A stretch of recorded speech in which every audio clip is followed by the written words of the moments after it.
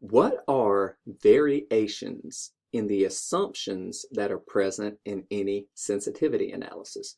Well, to begin with, what is a sensitivity analysis?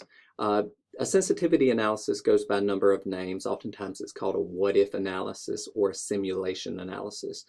But basically, it is a scenario where you are testing how a change in one factor in a situation will affect the outcome.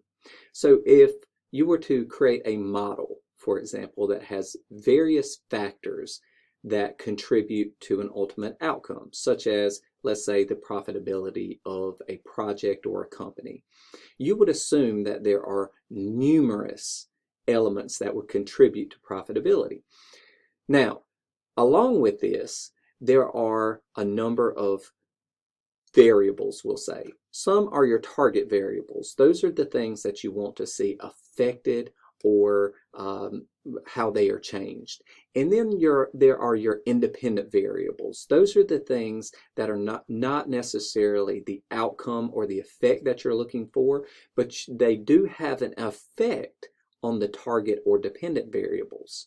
Okay, for example, you're concerned with profitability, the tax rate would be an independent variable or an input variable that you might change to see how that affects ultimate profitability.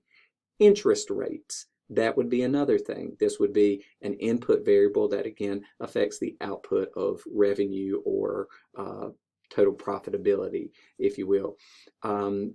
Other economic factors such as climate, such as consumer preference, assumptions about raw material costs and expenses. All of these are input variables that would ultimately affect the dependent variables, the things that you want to understand as being the outcome of the situation or scenario. So, what are assumptions? Well, in any what if or simulation or sensitivity analysis, you're going to come up with assumptions about the scenario. That is, things that you believe are going to be present, factors that are going to be relevant to the output variable, right? So you're going to come up with hypotheses about your input variables and your target variables, and the sensitivity analysis is going to be used once again to test those. So what you do is you generally look at historical data or the situation historically to determine what factors are relevant to this outcome. Okay, you're not going to focus on the exact quantity or quantifiable metric that's associated with that input. You're just trying to assess and determine what are the applicable inputs that you are going to include in your model or situation analysis. Okay, now from that you are going to make hypothetical changes to any of those variables as part of the analysis. Okay, so you're going to have your baseline, what you believe will be a constant, what you believe will be true in a given scenario. That is, what are the factors that will be present? And you can make these constant as part of your model. And then as part of the analysis, you will change the degree to which any of those variables are present.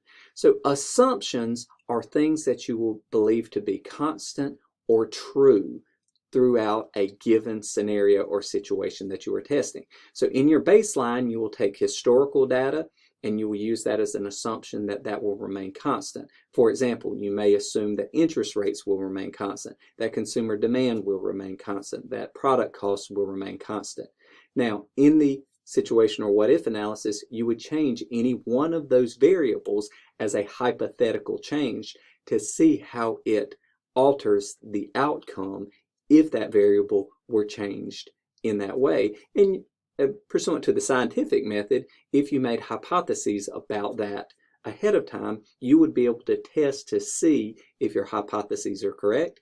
If you're using the sensitivity analysis to simply give you an idea of what could happen, that is, you've not come up with hypothetical scenarios ahead of time, then again, this is going to give you the results you would need based upon your assumptions about constant variables at play or present in the situation. And that is how you employ assumptions throughout the process.